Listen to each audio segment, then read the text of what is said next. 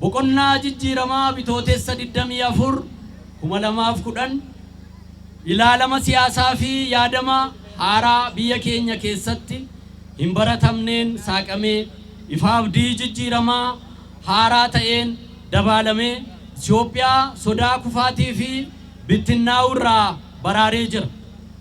Buurri tokkummaa Itoophiyaa seenessa waloo sabdaneessaa fi afdaneessummaa irratti kan ijaarame ta'ee akka qabaatu akeekuun jijjiirama hunda galeessa qabsiisuu danda'ee jira.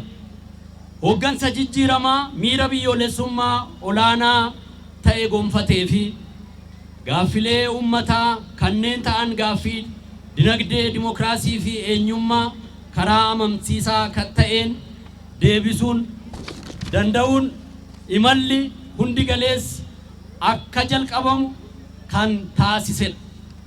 Daandiin jijjiiramaa biyya keenyatti saaqamee gochaa fi ilaalchota dogoggoraa duraan turan yaadama sirriidhaan bakka buuse Itoophiyaanonni mirga walqixxummaa fi abbaa biyyummaa isaanii sarbamuun moggaatti dhiibamanii turan qooda fudhannaa fi hirmaannaa murtoo siyaasaa madaala isaa eege akka uumamu ta'uu isaatiin har'a mirgi dhimma biyya ofii irratti murteessu hiree ofii murteeffachuudhaa fi sochiiwwan dinagdee fi hawaasummaa keessatti qooda fudhannaa haqa qabeessa gonfachuu isaanii kan mirkanaa'ee jira.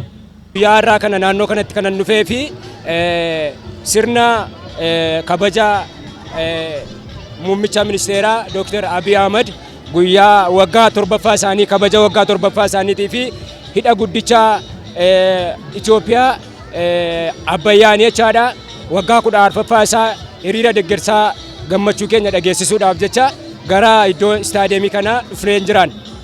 Waggoottan torban kun waggoottan muddamaa waggoottan ciniinsuu ture garuu jechaadha qabsoo hamaa geggeessuudhaanii ummanni keenyas dooktarri keenyas ummata keenya bukkee dhaabbachuudhaan deeggarsa guddaa gochuudhaanii ummata keenyaan aisoo jecha si bukkeen jira jecha ummata keenya duukaa miidhama hawaasni keenyas duukaa dhaabbatee cina dhaabbatee mootummaa keenyaan kan wallaansoo cimaadhaan geggeessinee jechaadha qabsoo guddaa keessa darbinee guyyaa har'aa gammachuu keenya dhageessisaa jirra.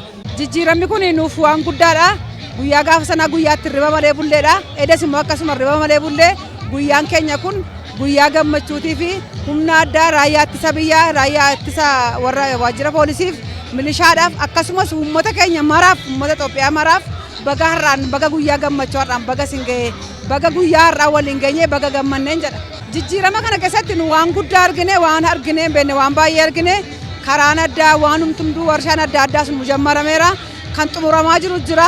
Waan addaa argine waan ta'eef kan keenya guyyaa gammachuudha. Kan inni waan ibsinu tokkollee hin qabnu jedha.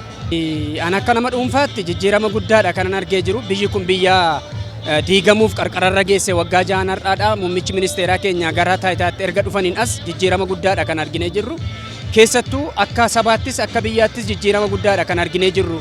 Gama dinagdeetiin, gama hawaasummaatiin, gama siyaasaatiin biyyi kun biyya taatee tokkummaa ishee eeggattee da'amtee jiraachuudhaaf guyyaa itti abdii horattedha jenneeti kan nu yaadnu. Kanaafis guyyaa har'aa hiriira kanarratti uummanni keenya daangaadha hanga daangaatti socho'ee gammachuusaa ibsataadha kan jiru. Anis gammachuu karaa kanaan ibsadha jechuudha. Egaa jijjiirama arganne kana salphaatti akka nu harkaan baaneef itti fufsiisuu qabna. Itti fufsiisuuf immoo bakka dhaabannee jirruuf gama jirrutti gama nageenyaatiin, hawaasummaatiin, dinagdeedhaan waan gochuutii qabnu hundumaa goonee jijjiirama kana utubuu qabna, itti fufsiisuu qabna.